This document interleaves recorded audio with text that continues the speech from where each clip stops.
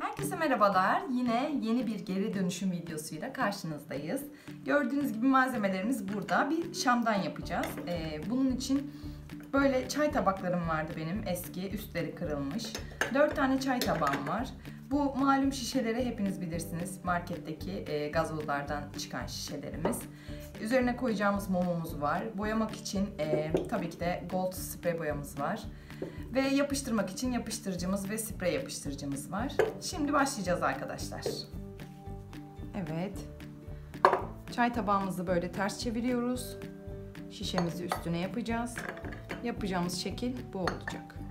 Bunları ikisini de yapıştırıcıyla yapıştıracağım şimdi. Sonrasında da sprey boyayla boyayacağız.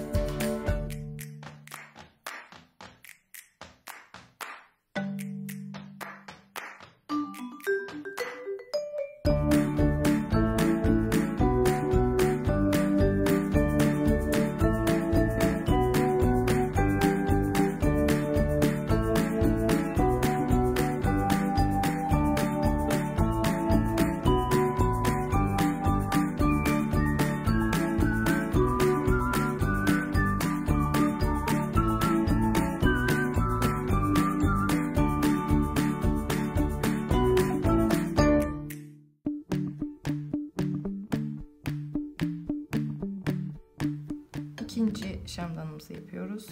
Diğerinin üzerine bir ağırlık koydum tam olarak oturması için.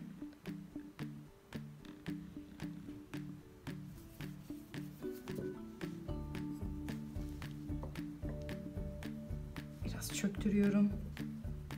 Sonrasında sprey yapıştırıcımızı koyuyorum.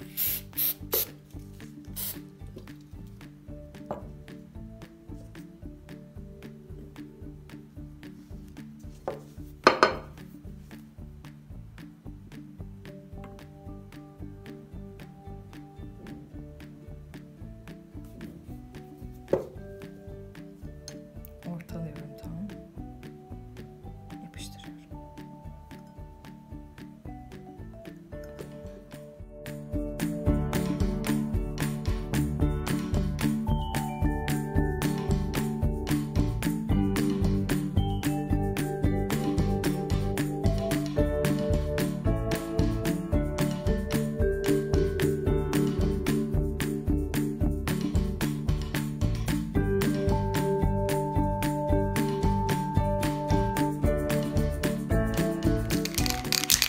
Boyama işlemimize başlıyoruz.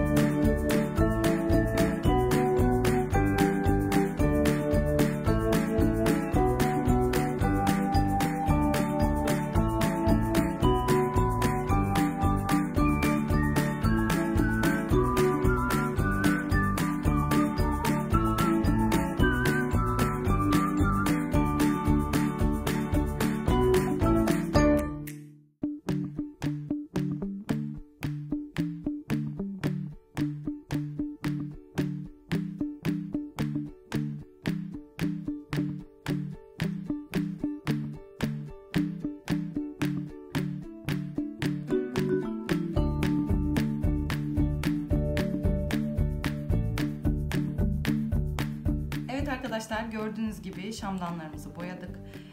Böyle dalga dalga duruyor. Ben bunu özellikle yaptım. Daha böyle eskitme tarzında olsun diye. Bunu yapmak için yakından sprey boyayı sıktım. Uzaktan sıktığınız zaman daha pürüzsüz bir yüzeye sahip olacak. Bu şekilde yaptım. Bir 10 dakika kadar bekleyeceğiz. Ondan sonra mumumuzla birlikte en son halini göreceğiz. Şamdanlarımız hazır.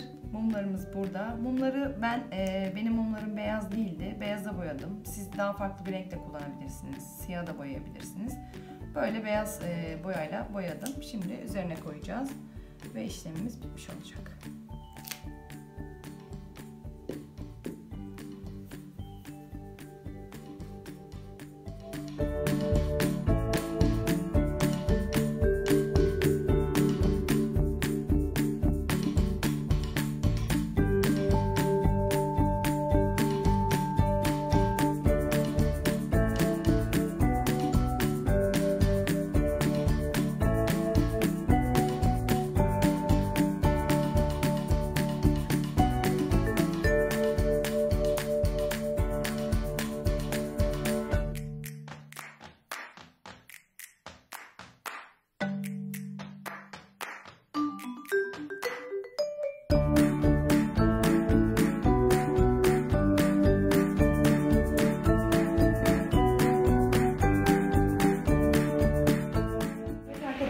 Gördüğünüz gibi şamdanlarımız evimizin en güzel köşesinde yerlerini aldılar.